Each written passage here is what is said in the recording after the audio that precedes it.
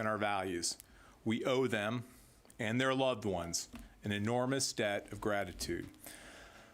This is why I'm enormously blessed and privileged to stand before you today to outline the next phase of our campaign to defeat terrorists who have perpetrated attacks on our homeland, including those who help and harbor them, and to prevent future acts of terrorism against our nation.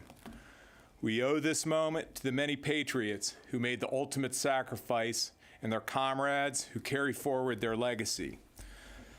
Together, we have mourned the loss of more than 6,900 American troops who gave their lives in Afghanistan and Iraq, and we will never forget the more than 52,000 who bear the wounds of war and all those who still carry its scars, visible and invisible.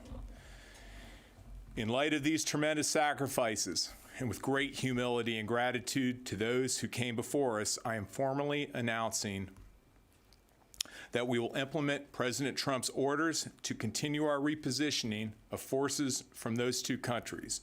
By January 15th, 2001, I clearly am thinking of where this started in 2001.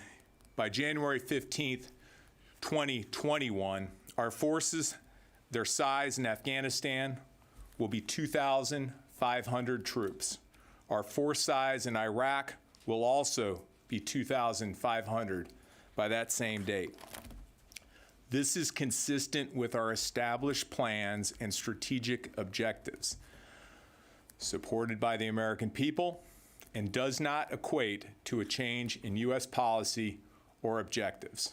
Moreover, this decision by the President is based on continuous engagement with his National Security Cabinet over the past several months, including ongoing discussions with me and my colleagues across the United States government. I have also spoken with our military commanders, and we all will execute this repositioning in a way that protects our fighting men and women, our partners in the intelligence community and diplomatic corps, and our superb allies that are critical to rebuilding Afghan and Iraqi security capabilities and civil society for a lasting peace in troubled lands. And just this morning, I spoke with key leaders in Congress, as well as our allies and partners abroad, to update them on these plans in light of our shared approach. We went in together, we adjust together, and when the time is right, we will leave together. One of my calls was to NATO Secretary General Stoltenberg. Another was to Afghanistan's President Ghani, who expressed his gratitude for every American service member who has fought for peace and strengthened the long-standing friendship between our countries. President Ghani highlighted the caliber of our troops, which he noted has always been more important than the quantity. We continue to stand with him as his government works toward a negotiated settlement for peace.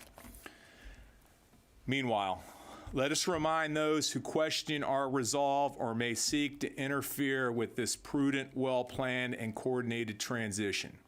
The United States Armed Forces remain committed to protecting the safety and security of the American people and supporting our like-minded allies and partners worldwide. If the forces of terror, instability, division, and hate begin a deliberate campaign to disrupt our efforts, we stand ready to apply the capabilities required to thwart them.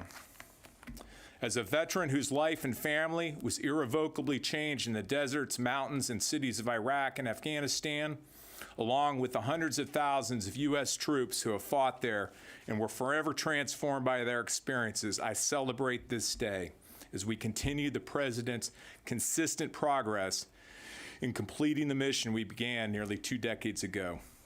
I want to thank the Afghans and Iraqis who have partnered with us throughout and who now carry the bulk of the fighting to secure their homelands. I want to thank our NATO allies and other partners who have fought alongside us and taken the lead on training and advising the Afghan and Iraqi security forces. We will continue to support their efforts. And thanks to our more than 80 partners in the Defeat ISIS coalition, we have destroyed the ISIS caliphate and will ensure they never again gain a foothold to attack our people.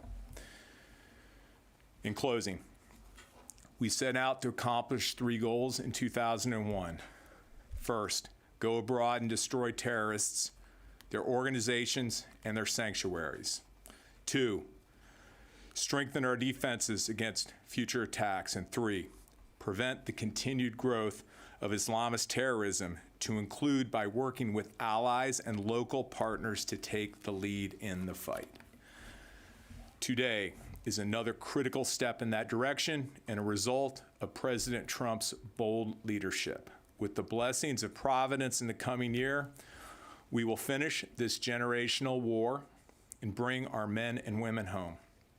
We will protect our children from the heavy burden and toll of perpetual war, and we will honor the sacrifices made in service to peace and stability in Afghanistan, Iraq, and around the world, and celebrate all those who helped us secure freedom over oppression.